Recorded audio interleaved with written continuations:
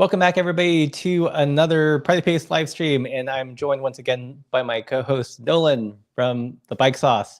And today's topic is budget bikes and whether or not 2025 is the year of budget bikes. I've got a working theory of why it might be, but before we hop into the main topic, we'll just do a little catch up. How are you doing over there? How's it going, Nolan? Pretty good. Pretty good. I don't know if you can tell I'm not actually in the garage, but I think I did a pretty good job kind of blurring out a photo. Yeah. I should do that, man. It almost looks real, yeah. Yeah. You should send me that JPEG and I'll put the same one on. I'll be like, freak people the hell out. If I could send you half the photo and you take the other half, it might look like we're in the same room or something. There you go. No, everything's going good. Just plugging away here. Recently, as you know, I've got sort of an influx of sort of budget type bikes on review, which is why that's been the focus of the channel lately. But it kind of worked out nice because you've got the same bike, the Primos, and you've ridden a lot of the other bikes that I've recently reviewed. So yeah. What's new over there? I like how we both ended up turning the Dame into like a dad bike. Yeah. Yeah. Yeah, that was funny. Yeah. Did you put on the buzzards too, the Ritchie buzzard? I did. It's what I had. Yeah. That was like the perfect bar in my opinion for that bike. Yeah, I almost bought another pair of the Coyote bars, but it felt like the buzzard made more sense for some reason. I like how it brought the riding position a little bit more upright. One of the things with the Dame is unlike when you buy a Surly and they just leave all of the steer tube, like the Dame came pre-cut. And for me, my preference would have been to maybe leave a couple more mil in there. So making up the space with the rise with the buzzard bar seemed to make sense. Yeah. What I didn't know is that the buzzard, I think it comes at 820 mil wide, which is super wide. I cut them down. Yeah. So I just threw them on and rode it, but I kind of felt like doing like a wide push-up or something. Yeah, I can't get them in and out of our doors very easily. So I took off maybe about 1.5 inches on either end. Oh, okay. So you cut quite a bit off. Cool. Yeah. Yeah. What are you guys' plans for the near future? Well, tomorrow we're going to go to Dusseldorf. There's a big trade show there called Cycling World. And it looks like it's kind of like a mini Eurobike. We're not going to go to Eurobike this year. So this is going to be kind of the stand-in. So cool. Is that a multi-day? You can probably train and plane out there. Yeah, take the train out or Barcelona, fly over, and it'll be 2 days at the trade show, just walking around and hopefully finding cool stuff. We'll see. Based on the last one, I forgot what the last one was, but you could tell by the end of the video you were pretty fried. Yeah, such long days. Yeah. But you generally find all the good stuff, so that's what people are there for. Yeah. So I saw your so I'm gonna let's hop into the topic of why 2025 is going to be the year of the budget bike, whether some people like it or not. And I've got 3 reasons bouncing around in my head. Hopefully we'll get through all 3 of them. The first one is like in your most recent video, like you show that what's available for under $1,000 or that more kind of budget area realm. Again, bike prices are a range. They can, I know 1,000 sounds like a lot, but like when they can easily get into 12, 15,000, it's pretty affordable. It's all relative. But there's some good options in that range now. Yeah, for sure. I mean, talking a little bit earlier about it, but $1,000 now will get you way more bike than I think even 5 years ago. You pay $1,000 5 years ago, you don't get nearly as nice a bike as you would now, I would say. Especially in the group sets, budget group sets have come a long way, I think, and that makes a big difference. Yeah. Yeah. I am curious, like, because the Dame, they were selling it for, what was it, like $7.99? Yeah. When they had it in stock last, like how that's going to change with whatever tariffs get applied or not applied. Yeah. Are they going to cut margin to standard at $1,000, or is it just, are things just going to creep up? So. That's a great question. I have no freaking idea. I mean, I don't know. It's hard to say because it started at 800. I'd be very upset if it went over 1,000 for the same exact bike. But talking with Carlos and Pascual, they might actually make some changes to the new design that's coming out in a month or so. So pretty excited to see what that's going to look like. Yeah. I saw that we're both kind of on the same page with the gearing. Yeah. And you'd pointed out the wider tire internal rim width of the wheels. Yeah. One thing I think I like mentioned it quickly in the video, but didn't expand on it too much. I found like it made the Continentals squarish. Yeah. Yeah, you did mention that. Yeah, I noticed that too. I feel like those tires are kind of square to begin with, even if they're on a narrower rim, because you got that like flat center section and then like these really square knobs on the side. Yeah. And then you put it on a wide rim, and yeah, it's kind of like a box. But I don't know, it didn't bug me. It's like a Minecraft tire. Right. Did you notice? Like, did you notice it while riding? I think for me, it just, where I noticed it was in cornering. Like I wasn't quite sure what was going to happen when I leaned the bike over. Yeah. Was it just, like it didn't feel like there was like a smooth transition. I never got fully comfortable with it. Yeah, I can see what you mean there. Yeah. I mean, it's okay. I mean, there are worse tires out there. Yeah. I think like now that the wheel set's there, it'd be fun to throw on other tires and see like what it does to tire profiles. Yeah, for a while I had these Hunt Alloy 650B with like the Terravale Sparwoods, and the stock wheels on the Dame are pretty good for a stock wheel, but putting the Hunts and the Terravale tires, kind of made it feel a lot more plush, and I felt like it handled a little bit better, just like more predictable. So. Yeah. Talking about the drivetrain though, the Dame, does it? You said it. I can't remember. Is it 44 chainring? 44 tooth. I think it comes with a 44 chainring, and like the biggest cog in the back is a 46. So technically, you do get slightly under 1-to-1. Yeah, but not by much. Yeah. No. Yeah, for me, like one of the reasons, like when I think of a gravel bike, I have certain like expectations, like in gearing and maybe like weight, and there's a little bit of a cognitive disconnect with the way it was set up. So, but it made more sense to like put like alt bars and use it as like a, I'm not going to take it into the mountains kind of, commuter utilitarian bike, and in the current configuration, it's super fun and it makes total sense to me. Yeah, like you put a big did you put a big rack on the front? Yeah, it was the Cycles Manivel like platform basket. So imagine like a Portour rack, but it's like a wire mesh. Yeah, right. That would make a lot of sense. And just put a bag on there. I kind of wanted to get that Old Man Mountain like pizza rack for the front. Yeah, that seems like it'd be a good fit. Yeah. I mean, I'm working on people have been asking for like the Crux video, so I've been riding around a high-end Crux recently too, so like totally opposite ends of the spectrum.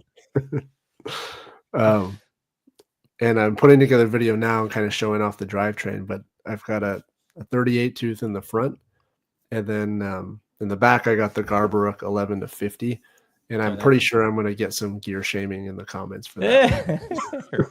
Because But I don't know.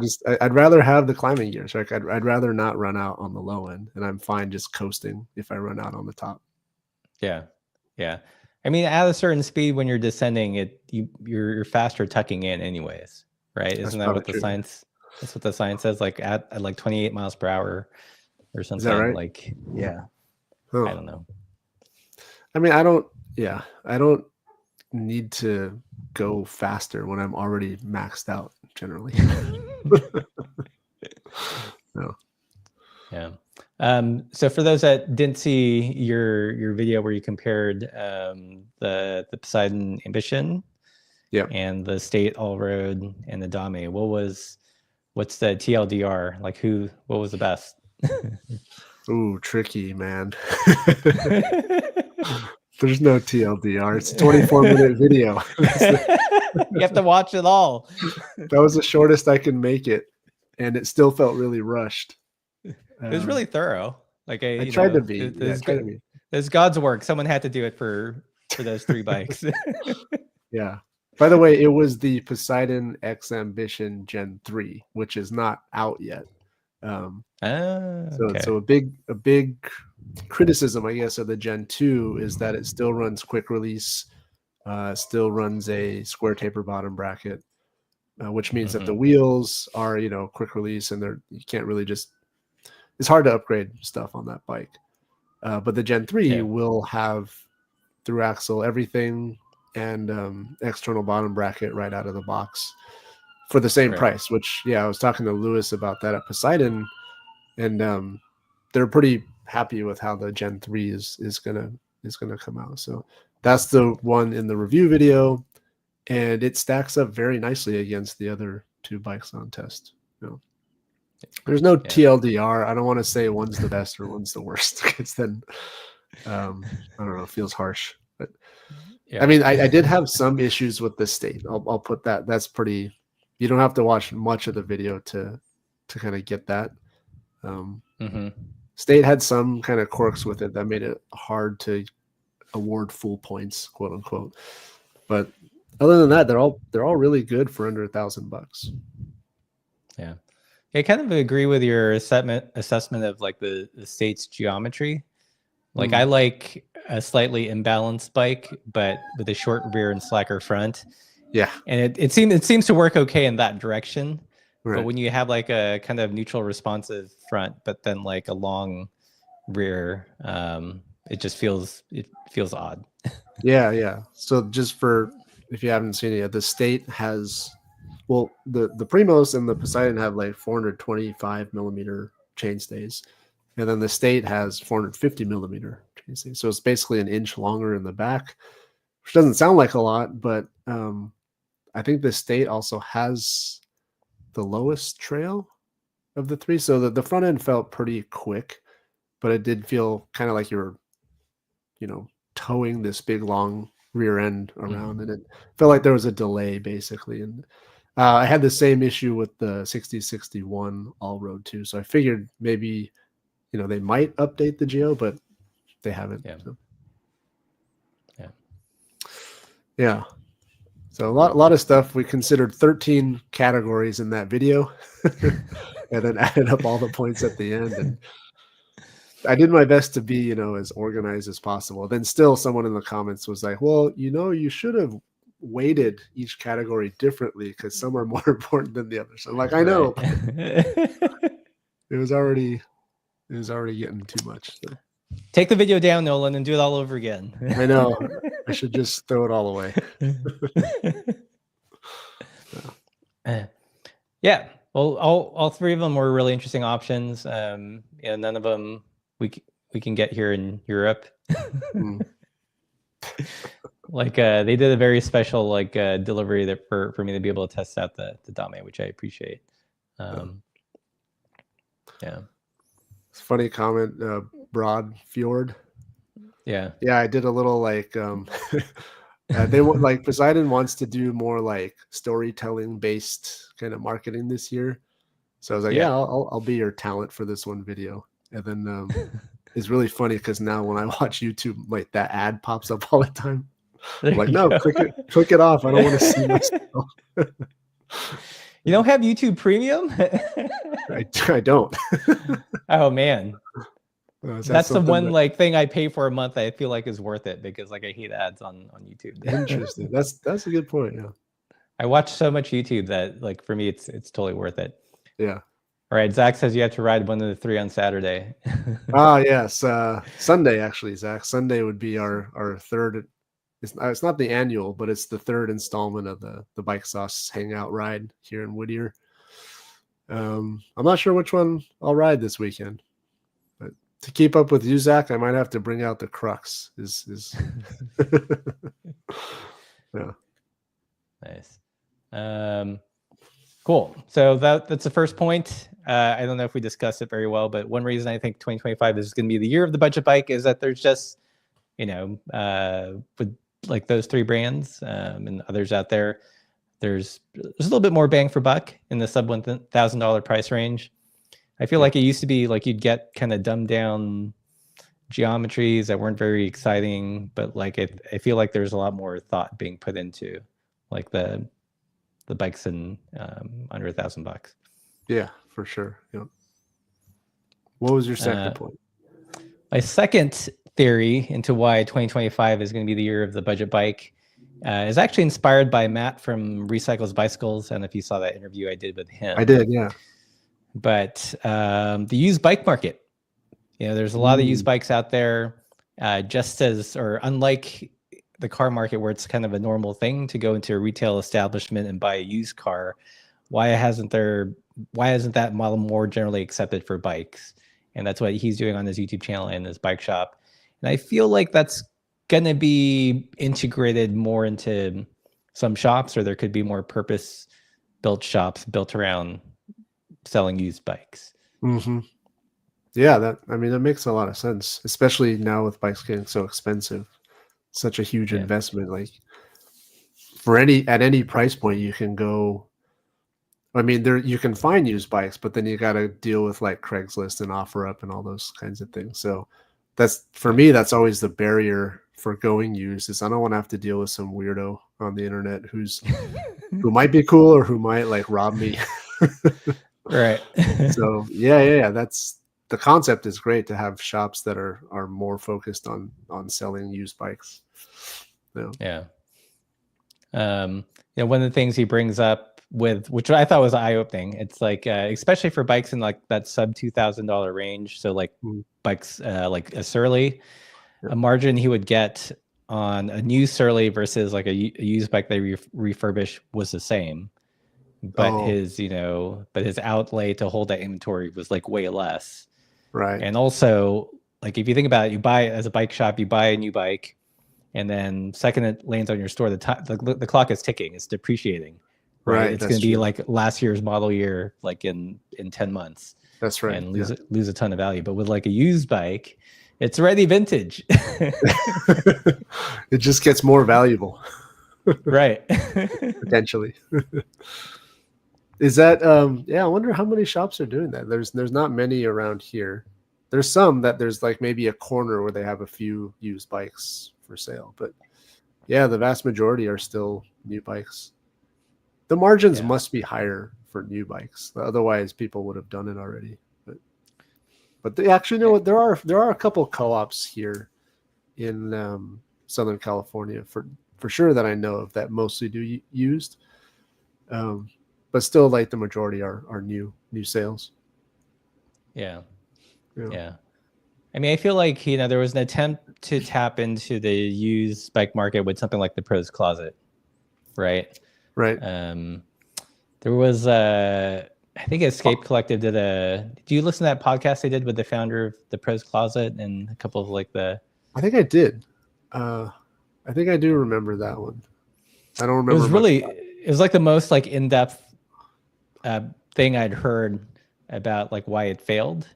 But one thing I thought that was interesting was for them to like break even on a used bike sale, they had to be able to mark up a bike $1,500. Wow. Because, when you think about it, like they have to pay for the bike to be shipped into the facility.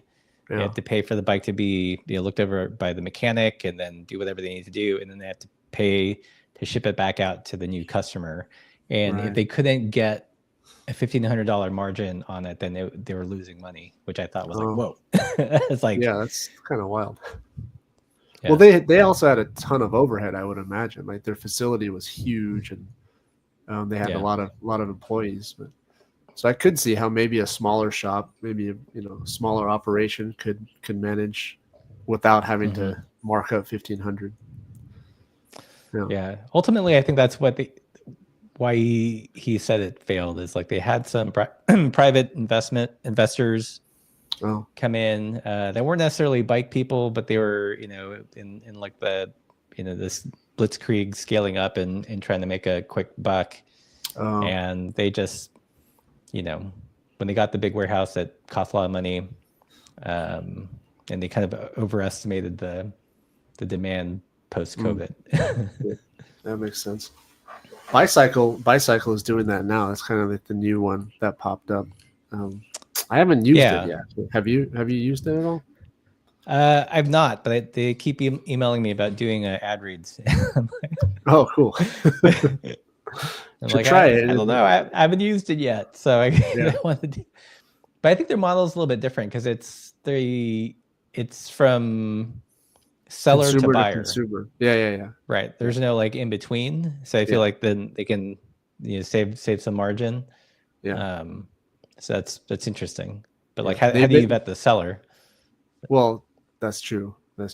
But they kind of just remove that awkward like face-to-face meeting basically with someone on Craigslist, which is honestly the worst part about it. Like coordinating coordinating a meeting time with the person and all that is the worst part. Yeah. Okay. I could see that. Yeah. Another reason why I think like the used bike thing is going to really be more important is I got a cool email from do you know who Rick Vosper is? I don't. Does that ring a bell? He's one of the contributors. Whenever you read like a doom and gloom article on Bicycle Retailer on Brain, it's usually a Rick Vosper article. Oh, okay. Yeah. He was like, yeah, the used bike thing is something we're actually tracking as well because we think it's like a growth market for bike shops. So. Oh, okay. Yeah. Well, there you go. But I don't know. Is that really? I mean, it doesn't just apply to budget bikes. It kind of applies to all bikes. Just having, it becomes budget, I suppose, if you can buy a $2,000 bike used for 50% off. Yeah. All right. Yeah, I see that. Yeah. They're going to expand budget to more affordable bikes in the used space. Yeah, that's such a vague. There's no definition for budget. Like I put out the budget bike showdown, and a bunch of the comments are like $1,000 crazy for a bike. That's not budget. I hate those comments. That's honestly, that's the reason why I tend to stay away from like budget and like affordable bikes, because once you throw those words out, anything that costs more than free, someone's going to let you know in the comments. And it's like, I think it's an important thing to talk about, but you guys are making it really no fun to do videos about it. It's just a handful. It's not everybody. No, you're right.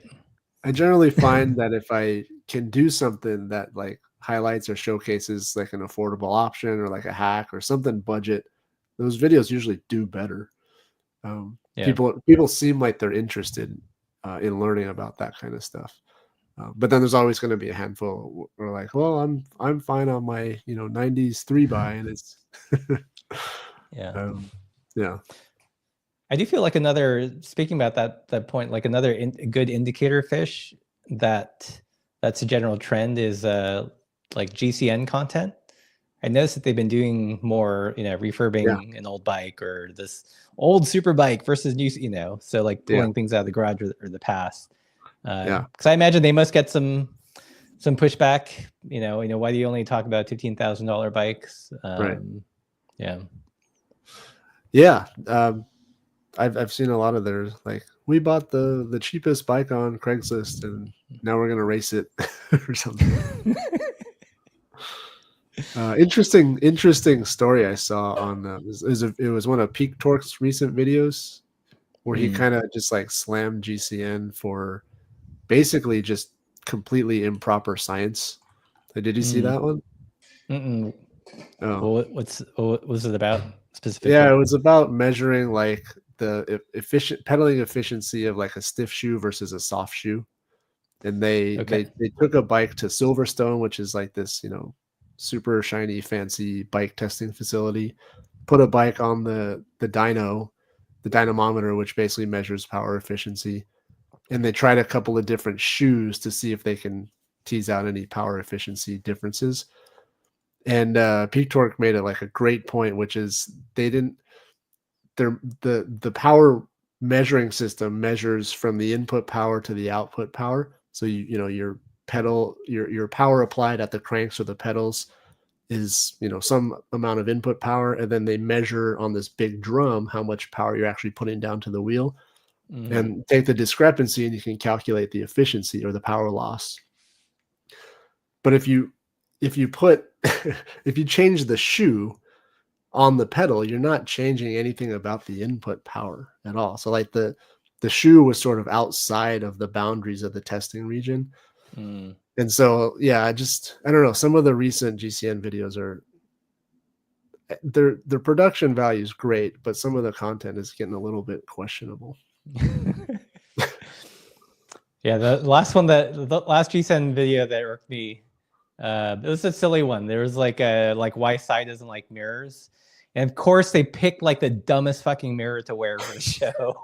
It's like, this one has a giant blind spot. And it's like, yeah, that's like the worst one. Like some things they pick a bit of a straw dummy. Yeah. My favorite, not to go GCN bashing, but yeah. my favorite we all started is the one where the first time they tried to measure which one was more efficient, flat pedals or clipless. And they had Sai on a big giant treadmill with like a bike, and they were the way that they're trying to figure out which one was more efficient was through lactate. And at the end of it, the flat pedal was actually more efficient from a lactate buildup perspective, which actually correlates to like some academic papers that were out. So then I felt like they redid it a couple months later and did it on the road, but they picked like the worst, like they picked like some squishy like running shoe. And like some really crappy like rat trap pedals. Like, see, clipless is like way more efficient. They're designing the experiments around the outcome. And it is tricky though. I kind of do empathize with GCN, because anytime, like I tell everybody this, but anytime you put out a video where you try and explain something or like demonstrate some phenomena, like all the keyboard warriors just come out and poke holes in what you did. So, which is basically exactly what we're doing now. But we're not using keywords. We're using words. Yeah. One thing from that GCN video I remember is like Ollie was explaining the experiment and how cool and high tech it is, and he said, "Oh, this power machine, takes measurements at 100 hertz per second, and they put on screen 100 Hz per second." And that's crazy, because that's not even a unit. That's not the right. Hertz is already in units of 1/seconds. Right. So Peak Torque was kind of just like bashing them for that, but he never actually really explained what the problem was, right? Like hertz is already in inverse seconds. So if you put hertz over seconds, that just is meaningless. Right. And I just thought Ollie's like Ollie has his PhD. He's like a scientist. So seems like something. So did Peak Torque propose a other way to measure shoe power efficiency? I mean, he touched upon it. I mean, obviously the only way to capture the difference in pedaling efficiency of the shoe is to include something upstream of the shoe. Like, so you'd have to take like lactate, you'd have to put on a mask and, do gas analysis basically of the rider all the way through to the output power to capture, and then only isolate the shoe as the variable. That's really the only way to do it. Yeah. Right. Interesting. Good point. Sorry, I think probably I just made half your audience leave. With the nerdy talk. So, some of them are here for the science. Some of them are here for the English major. It's okay. Yeah. Got to be balanced. Yeah.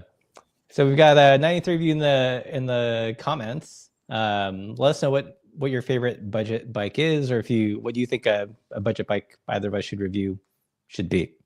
Let's see. A lot of requests. Yeah.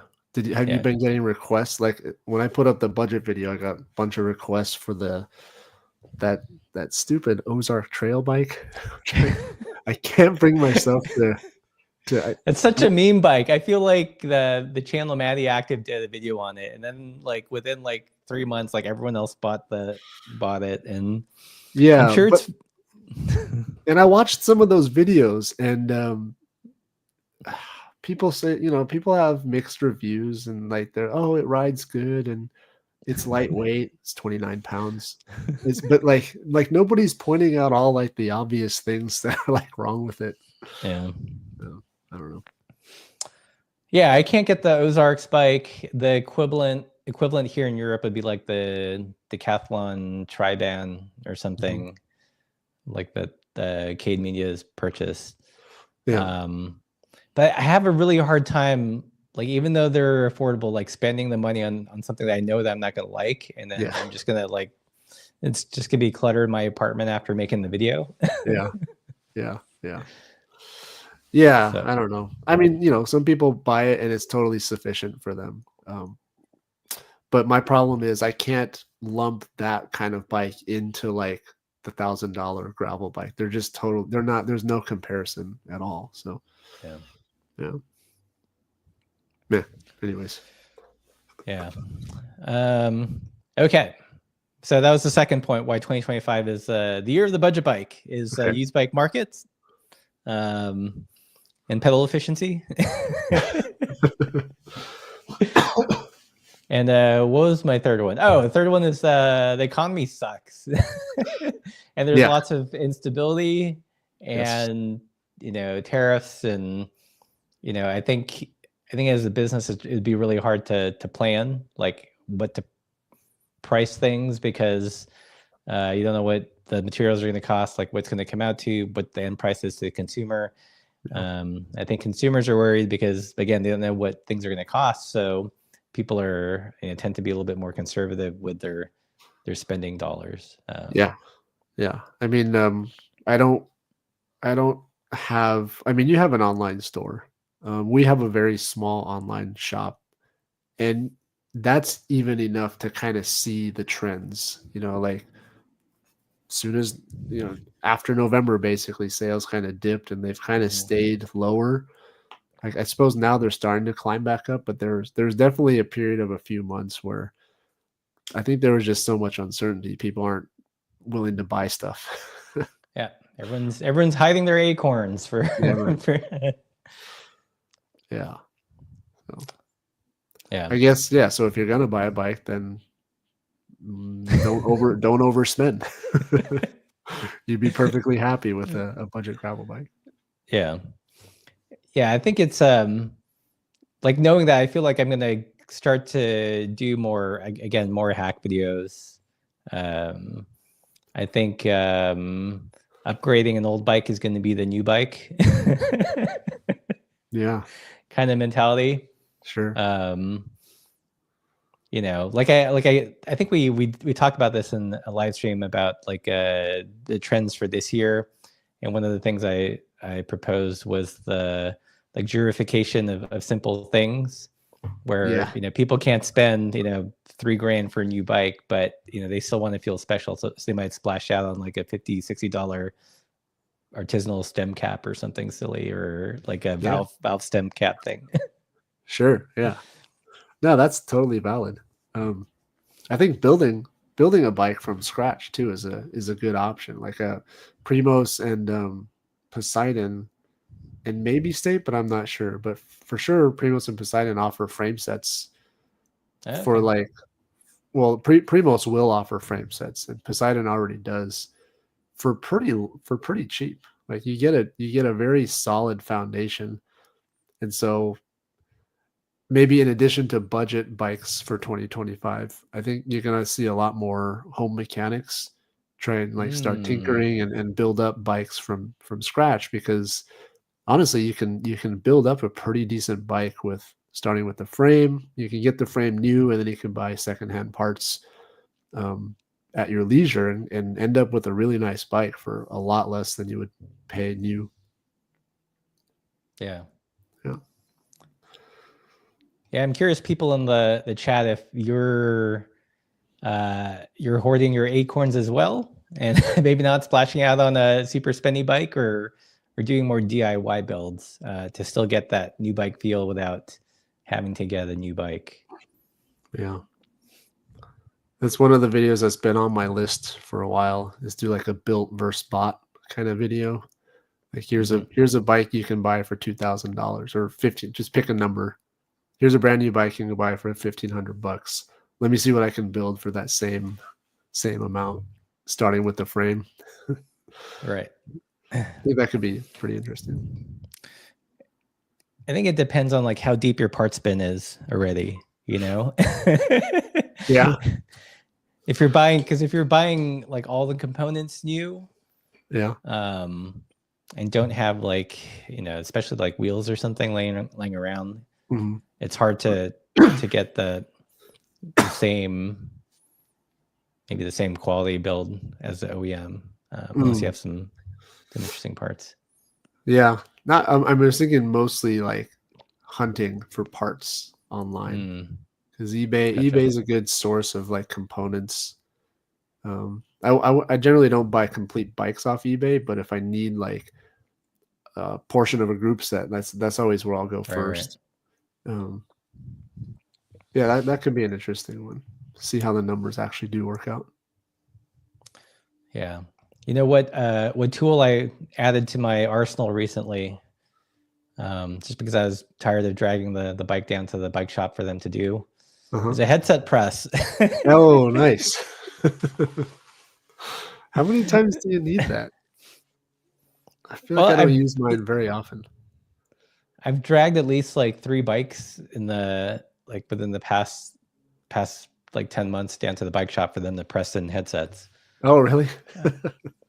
And it's, you know, it's not so much the cost. It's like I've got the bike over there, then you know, it's Spain, and it could happen like the next day or 2 weeks later.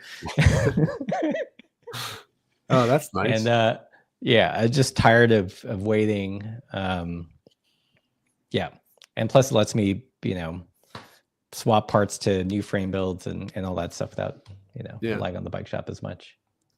Did you get a fancy one, or did you cheap out? You know, I got a mid-range one. Like the Park one is really expensive here. It's just really expensive. Yeah, I think it was like $275. Oh man, is that what it cost there? I don't exactly remember. Yeah, I don't remember. But it's expensive. It's just a threaded rod. That's all it is. That's why I can never bring myself to buy a really expensive headset press. Yeah, I found a Unior, which is like I guess a European brand. It's got the same like rod with like the locking thing, so you can like quickly put on the bottom plate. And it was like 110, which I thought was okay. It's reasonable. It came with like different and like the diameter. Yeah. That's worth it. So that so there I could bring myself to spend that much, but like I couldn't go almost 300 for the Park. Yeah. I think I probably spent about the same, but mine is just an Amazon. Like it was just an Amazon no name brand one. But yeah, like for me, all the headset press has to do is be flush, be like square. Like I think the one I have does have like the notches, so you can kind of quickly adjust. But even if it didn't, it's just like 30 seconds extra to unthread the whole thing. Yeah. I mean, I tried the threaded rod and spacer and the nut thing. and that's trickier. I was having a hard time getting it to go in straight. Like it would like creep in like one way and then I'd back out the whole thing. And after that experience, I was like, fuck it, I'm just gonna get like a proper tool when the time comes. So yeah, the benefit of the actual headset press is that the threaded shaft is so wide. There's no, basically the top and bottom pressure plates are always parallel to each other, right? With the threaded, if you get a thin threaded shaft and you just get some washers, the washers could potentially rotate with respect to the shaft, and then it's kind of useless. Yeah. I got a bearing drift set too, which I don't use very much, but when I need it, it's like the best thing ever because it just makes like hub bearings go in so perfectly and like totally worth it. Is that what you used on the DT Swiss video? Like how to yeah. So when I had to repress one of the bearings, I used the drift, and it makes it like dead simple. Like you don't have to think about anything. It just pushes it in perfectly flush every time. Right. Cool. Yeah, that was a super helpful video. Like put that in my save for later when that time comes. Oh, nice. Nice. Yeah, it should apply to more than just the DT Swiss because it's all those ratchet hubs now that have the same design. Yeah. You know what's funny? Going back to the headset tool thing, Crust came out with a 20-inch breakaway mini velo. And if you the stupid tourist, stupid tourist, yeah.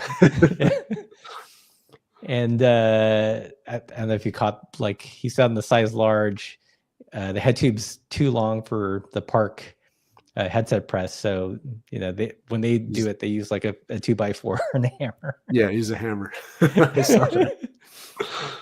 That's what I like about that brand. They're not so precious, right? It's steel. Is it steel or is steel, right? It's steel, yeah. Yeah, so you'll be fine. Just the wood will break before your frame does. Yeah. What is funny is like that the mini cargo bike that I'm reviewing from Black Snow, because it's got a smaller 20-inch front wheel, like that. It's got a really tall headset too, and it was the Unior could just barely fit over and get over there. And I think that's why it's probably as long as it is. They probably sized it for average tools. Oh, okay, that makes sense. Yeah, it's something that I wouldn't even think about. Oh. Yeah. Oh, someone said they lost audio. Oh no. Hello, check. Is it just the one? I can still hear you. If we're having audio problems, let us know. Okay, so let's go to the comments here. So my Velo Shop here says, at my shop right now, I can't hardly give away a budget bike, mainly selling high-end bikes these days. Curious where where your shop is. Let us know. Part of it might be like the market, where you're at. That's interesting. Yeah, to know that people are actually spending more on bikes now. I feel like there's a certain percentage of people where it's not an issue. Yeah, that's good. Yeah, maybe the people for whom money's not an issue are taking advantage of deals, because there's still deals going on, right? Even for high-end stuff. So maybe they're taking advantage of those kind of discounts. Must be nice. Yeah. I think it also depends on the shop. Like one reason why Matt's shop was so successful selling the used bikes is because he wasn't targeting like cyclists. You know, he was targeting people that wanted a bike. So if you've got a bike shop that's, you know, known for the target specifically cyclists or has a strong cycling market, you're probably not going to get those walk-ins that just want, you know, a regular bike. Yeah. Dog fan. Yeah, just putting it all out there. Yeah. That's harsh but true, maybe. I think unfortunately, I think this is a true statement. Like, I feel like the people that would have been customers for just like a nice, easy to maintain commuter bike that aren't that don't identify as cyclists are probably going micro mobility, so either e-bike or e-scooter. And like the bike industry has lost that segment to micro mobility. So. True. I maybe wouldn't call them normies, but normies is kind of derogatory, isn't it? Yeah, no, that's all good points. Which kind of makes you question, where does the budget gravel bike kind of fit in? Like it's somebody who would walk into a shop who's not necessarily a cyclist, I think probably wouldn't look at a Primos or a Poseidon anyways, maybe, right? Because the Primos Poseidon State, those feel like, to use a negative term, like those feel like real bikes, right? Mm-hmm. Something that you can buy and upgrade over time, and it's like got solid geometry, it rides really well. Whereas, if you go to like a department store, grab a bike, it's nothing that you're gonna like eventually upgrade, you know what I mean? Yeah. Let's see. So Mr. Velo Shop says most of the shops I talked to say they aren't selling lower end due to that market being saturated with COVID bikes. Yeah, maybe. As in, there's like a ton of used secondhand bikes still available for really cheap. Yeah, or that I don't know, people that yeah, I don't know. Or there's a lot of like old stock, probably, that shops purchased during COVID, maybe.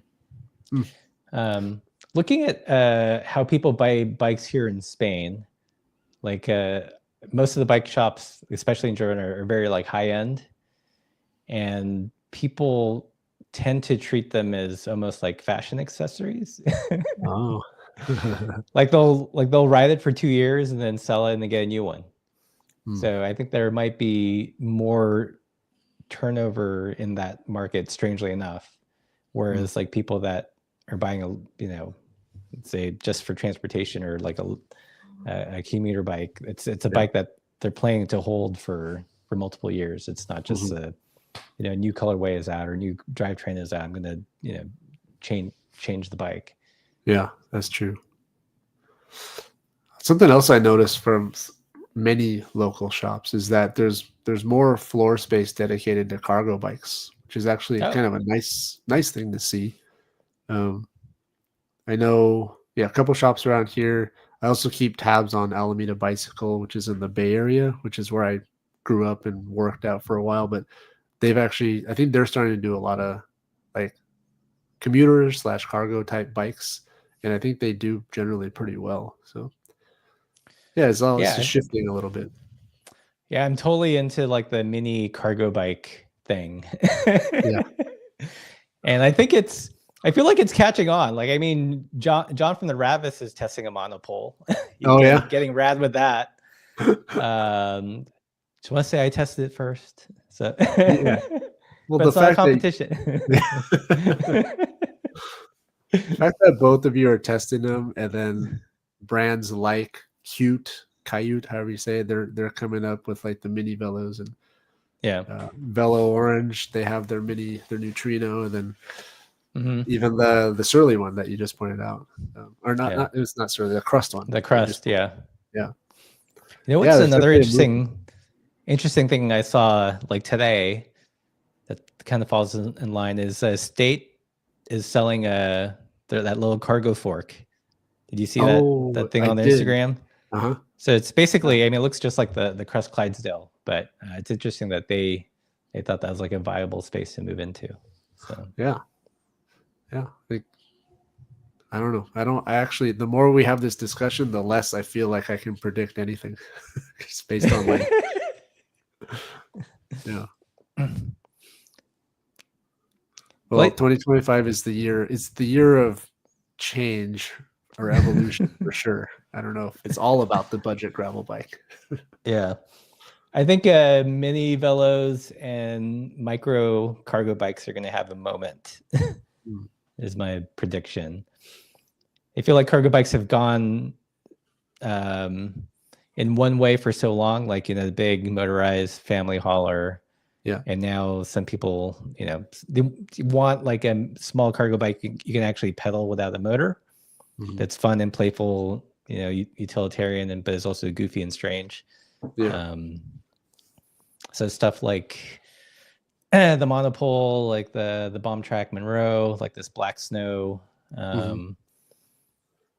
Like I'm really interested in like I mean, call them nano cargo bikes, where it's like 20 inch. Yeah. Like Omnium showed one at the mini bike show here in Berlin, where they took one of their cargo bikes and, you know, redid the rear into like a 20 inch, and I think that's going to be actually a thing. So. Oh no, I think I did. I think I saw that one. Either you posted something or I saw it somewhere else. That was cool to see. Yeah, like the Black Snow bike that I'm testing, you can get the frame set for like $800. Oh, it's not bad. Yeah, so it's, you know, you can, you know, $800 for like a cargo bike frame set. Yeah, do that. It also highly depends on where you live. Like, I'm envious of you and people who live in like highly bikeable areas. Because you know, once in a while I'll browse around, like, oh, maybe I'll grab a mini velo, like, or cargo bike, something or other, and just I know I would never use it because there's nowhere to ride from my house. You know, just so bike unfriendly in this area. The most I still use the e-cargo bike because the kids still like to be ridden to school on it, but that's not going to last forever. Like, right. I'm not going to have two teenagers on the back. Yeah. That might work for another year or so, and then they won't want to be seen on it probably. Right. Yeah. What are you going to do with it after? Good question. I can't even transport it. Like, I can't, like, anywhere that bike goes, I have to ride to that location. Right. So yeah, if I do end up selling it, like, someone with a, you know, pickup truck is gonna have to get it or just ride it away. Right. Yeah. Right. You could use bicycle and have them send like an extra big box. Just send two boxes and a bunch of tape. That one transaction is going to tank bicycle. And this live stream is not sponsored by them, by the way. Right. Not yet. All right, there you go. Yeah, Mr. Velo Shop says, here in the small town Midwest, almost no commuters sell one cargo e-bike a year. Yeah, it is market dependent. So yeah.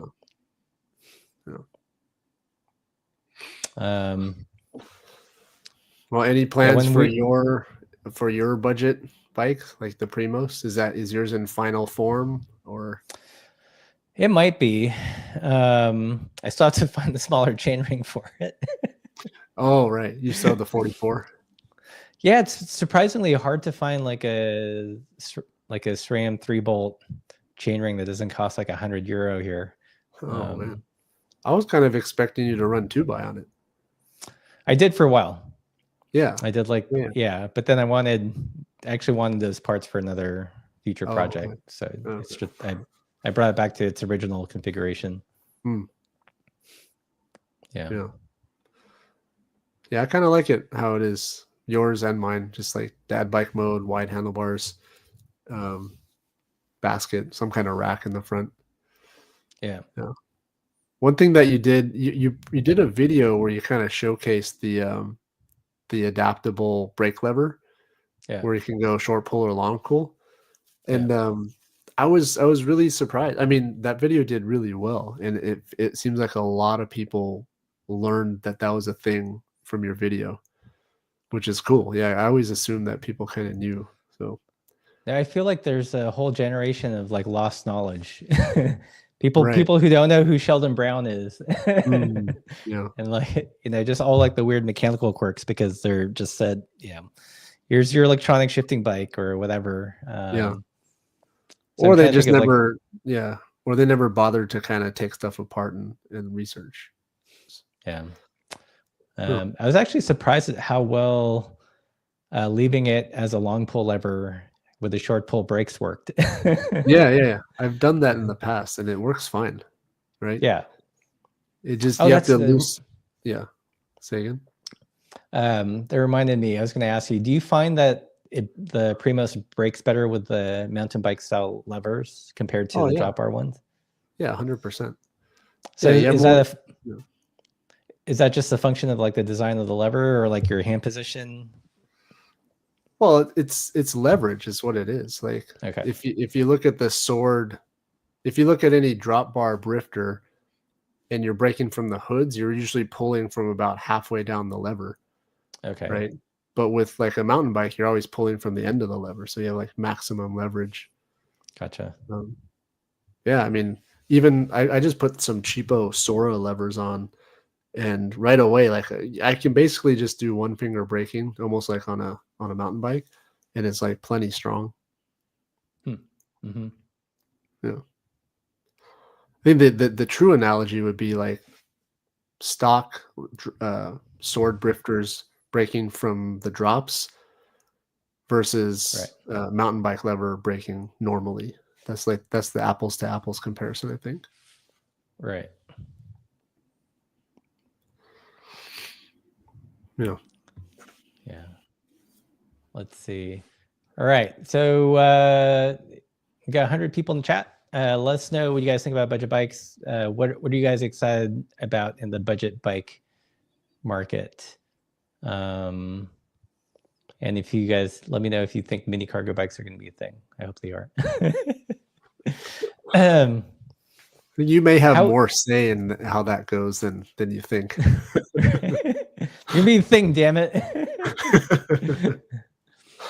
I did yeah, so Black Snow is the same company that's making the mini velo for Soma.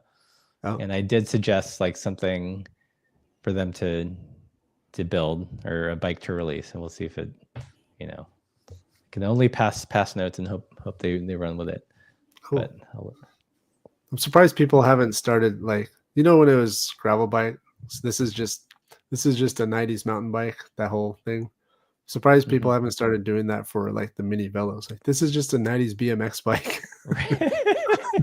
It's true. It'll happen. Although I guess BMX bikes never had gears. It's true. Same concept. Yeah.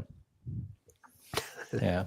That is speaking of gears and mini velos, that is probably like the bigger challenges with a 20-inch rear bike is not having a knuckle dragging rear derailleur. Like the only way to get like really low gears is kind of like a IGH or something. Oh yeah.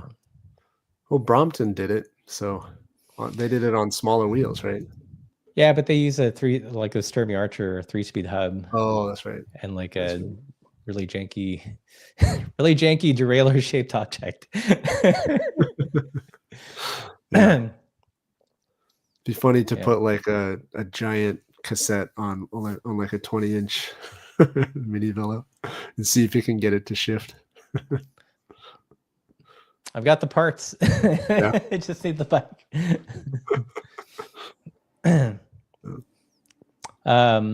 Yeah.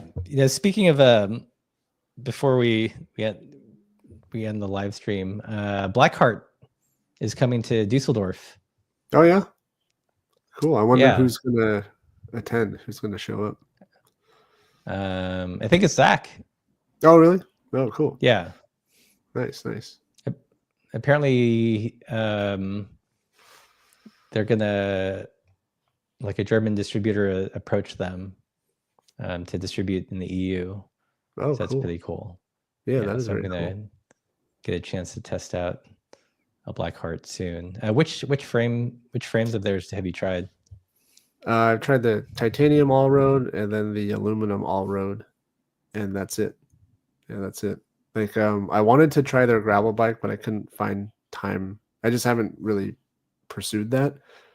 And I was actually kind of interested in trying their road bike, for being honest, because a lot of people really like it, and it's I don't know, it's something about it's appealing, so I kind of want to try that one as well. But yeah, if you can talk to Zach, super nice guy. It could be Zach or his partner Kristen, or Cody might be out there. I'm not sure who all is going, but yeah. How big of difference did you notice between the tie and the aluminum all road? Oh man, I didn't. It was minimal.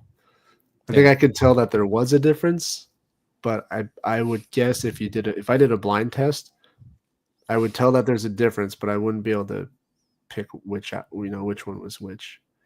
Was there one that built up like obviously lighter? Was there that much of a weight difference? No, I mean technically the alloy frame is slightly lighter than the titanium version. Yeah, so the alloy is slightly marginally lighter. So for the same build, they'd be basically the same weight. I mean, it's tough because I was riding both bikes on I think I was on 40 millimeter, low pressure tires. And I just think any compliance or ride feel differences in the frame are probably just absorbed in the tires anyway. So I don't think I could tell a huge difference, but there's certainly a price difference. A factor of 2. Yeah. Yeah, I'm interested in the aluminum all road. I feel like that, from what I've seen in your review, that seems like the nice kind of sweet spot.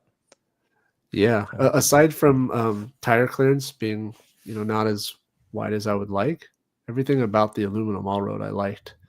And they fixed that issue with the rear brake mount. I've heard. So then that was really the only gripe that I had with the design of the bike. Yeah. Cool. Sweet. Well, I think I'm gonna take us home. There's no crazy comments to respond to. Any last thoughts on 2025 being the year of the budget bike, Nolan? I think it's a good year for a budget bike. Yeah, I think if you're looking for a bike and you're not looking to spend a ton of money because you're unsure about the state of things, then budget bike for $1,000 is pretty hard to go wrong. Yeah. What is the? Oh, okay. So you're implying that there's just one budget gravel bike. I mean, shoot, we're at the end of an hour-long live stream, so only a few people will probably actually see this part. I really like the Primos. I like what they're doing. For steel, it's not super light, but the designers, Carlos Pascual, they know what they're doing.